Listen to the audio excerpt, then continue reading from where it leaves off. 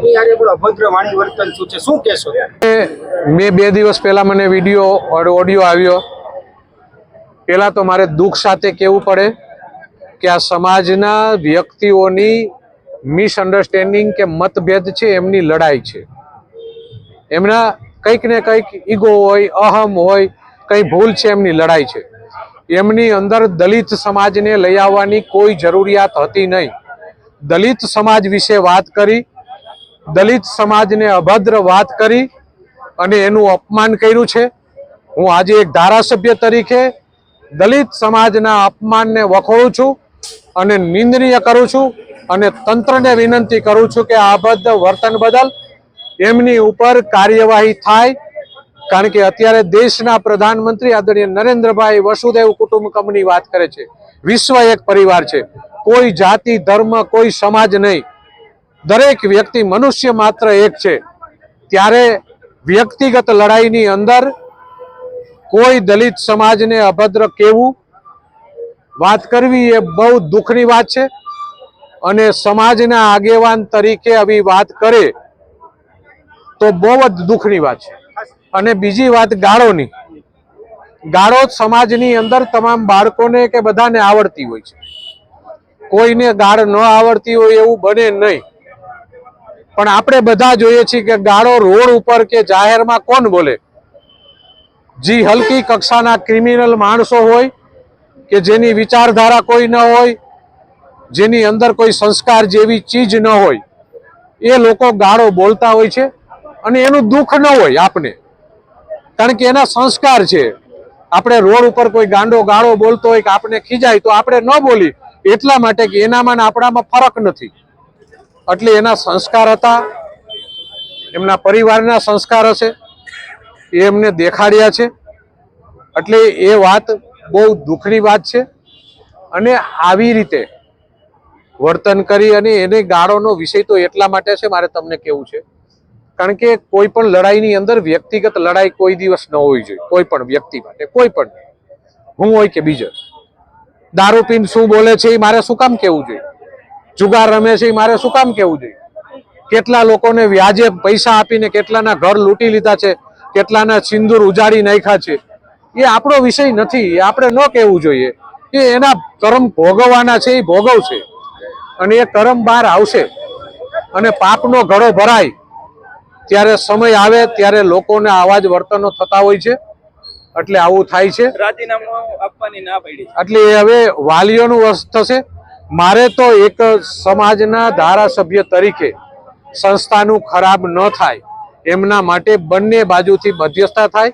મેં તો વાલીઓને કાંતિભાઈ તરફથી પણ માફી માંગી કે ભાઈ હું કાંતિભાઈ તરફથી માફી માંગુ છું. એ ન માગતા હોય તો એવું કીધું કે ભાઈ નહીં, માફી તો જેને ભૂલ કરી છે એ માગે. એટલે એ વિષયમાં કાલે ચર્ચા કરશું, પછી વાલીઓ જે નિર્ણય કરે એ સન્માન્ય રહેશે. છતાંય નાતના છે ભાઈ, તો એ કંઈક એનું શોર્ટ આઉટ થાય તો કંઈક કરી નખાય. આપણે એમ શું શોર્ટ આઉટ કરવાનું છે? એને પૂછીએ આપણે કે ભાઈ કઈ રીતે કરવું છે. પૂછવું જ નથી એને, સામેથી પૂછવાનું જ નથી. એનો મતલબ એમ છે કે આપણે નમી ગયા એની વાત સાચી છે. એમાં શું છે, ઓલા વિડિયાનો ઓલા ફેરવે છે ને, એટલે હું એક વખત કંઈક શોર્ટ આઉટ થતું હોય તો પૂરું કરી નખાય. એને મારો નાગો વિડિયો ફેરવ્યો હોય તો હું તમને મોકલી દઉં પેન કાઢેલો. ના એ ક્યાં તો એ છૂટ છે. ના આપણ તો આ સ્વભાવ છે ને, તું સમજી લે કે જે વસ્તુમાં જ્યાં વાત આવે છે કે જ્યાં ન્યાયની વાત છે અથવા આપણી સંસ્થાની વાત છે, ત્યાં આપણું ડેડિકેશન ને ફોકસ હોય હંમેશા. બરોબર? આપણે ઈ સમાજ વ્યવસ્થામાં ઈ નંબર 1 હોવું જોઈએ. નંબર 1. અને મફતમાં દીકરી 6 વર્ષ થયા, 1 રૂપિયાની ફી નથી વધારી. તું વિચાર કર. કોપન લીધે નથી વધી. બધા કે હવે મફતમાં બંધ કરી દો. મફતમાં થોડું હોય, 1000 રૂપિયા ભણાવવાનું થોડું હોય એમ. પોપાની એક જ વાત હોય છે કે આપણે રૂપિયા બનાવવા માટેની આ સંસ્થા નથી, દીકરી માટેની આ સંસ્થા છે ને એનું આપણે હકીકત કરવાના છે.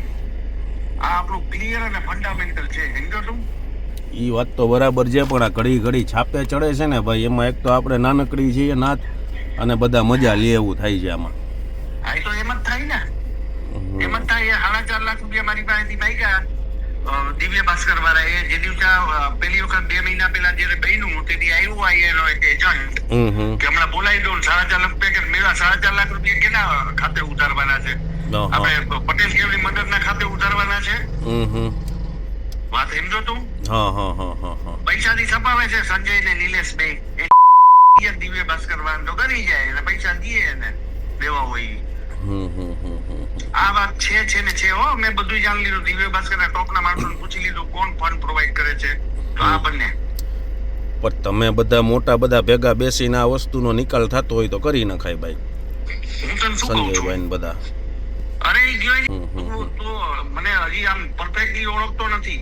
હા આ ભાઈ આપણે જ્ઞાતનું ને સંસ્થાનું છે એટલે હું કહું. આપણે તો પેટમાં ભરતું હોય એટલે કહું કે ઈ મોલા બાબા એને જે કાઢી મૂક્યો ચારિત્રની શંકા ઉપર, બરોબર? આર્યો લેટર મારી પાસે પડ્યો છે, હમણાં હું વાયરલ કરી શકું એમ છું. હા. મોલા બાપાએ એને ચારિત્રની શંકા ઉપર એનો કોઈ બાઈ ઉપર ચડી ગયો ને શિક્ષિકા ઉપર ટૂર લઈને ગયો તો એને ને બીજો એક ભેગો હતો, નામ ભૂલી ગયો એનું, એ બેન કાઢી મૂક્યા હતા કારોબારી માંથી.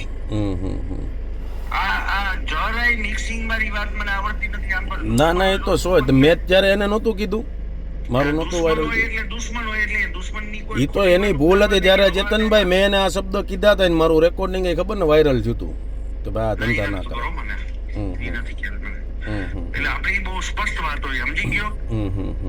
એટલે આ હવે કહેવાતી જે વાત છે, બરોબર, એમાં એક જ વાત છે, આપણે સંસ્થાનું અહિત થવા દેવાનું નથી ને સંસ્થાનું અહિત કોઈ કરી શકે એમ નથી. અહિતની વાત નથી ભાઈ, પણ એક મોટું મન રાખીને જો આ પત્તું હોય ને તો આ લોકોને હકેલીને પૂરું કરી દેવાય, હું એમ કહું છું. એને હકેલીને પૂરું કરી દેવાનું થતું જ નથી. એને હકેલી પૂરું કરી દેવાનું થતું. તને હજી ખબર નથી, તે દિવસે જયારે ઈ બનાવ બન્યો ને તે દિવસે એને ઈ જે આતંક મચાવ્યો હતો ને એની તું કલ્પના ના વિચાર. છોકરી અહીંયા ભણે છે, ત્રીજી છોકરી અહીંયા 1000 રૂપિયામાં તને ભણાવીએ છીએ, બરોબર? ઈ સંસ્થાનું ગુણ ભૂલવાની જગ્યાએ પોષણ કરો અને ઈ તો આખી આપની ટીમ છે, મને જાણવા મળ્યું.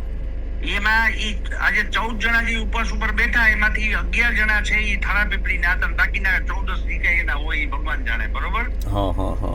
ઈ 11 જણા થાપી એ તો આપમાંથી ચૂંટણી લડવાનો છે. એ તો ભલે ને ગમે એમાંથી લડે ભાઈ, પણ આપણે તો હું સમાજની દ્રષ્ટિએ આપણે જોવું પડે કે ભાઈ આ પત્તું. હું તો એમ કહું તમને કોઈ જવાબ દેવાનો થાય છે સમાજની વ્યવસ્થામાં. જેથી જવાબ દેવાનો હોય છે ને મારે ઈ તે દિવસે હું મારો જવાબ પટેલ કેવડી મંડળના નાતે લીધો, બીજી રીતે સમજો તું? કાંઈ વાંધો નહીં હોય તો બીજી આ વાત છે. અને ઈ તો કહેવાતી જે વાત કરે સંજયની, બરોબર? તો ઈ ખબર નથી કે હું કોણ છું. બધી ખબર જ છે. એટલે એને એમ છે કે ધારાધીનો થઈ ગયો એટલે જી બધા નાના મોટા માણસો બિચારા એને ભાઈ ને સાલ ઓઢાડવા માંડે, નોરું કરવા માંડે. તું જૈનનો તો તેની મારો દાદા છે ને ધારાસભ્ય હતો. હું જૈનનો તે દિવસે મારો જન્મ થયો તેની જામજોધપુરના ધારાસભ્ય હતા.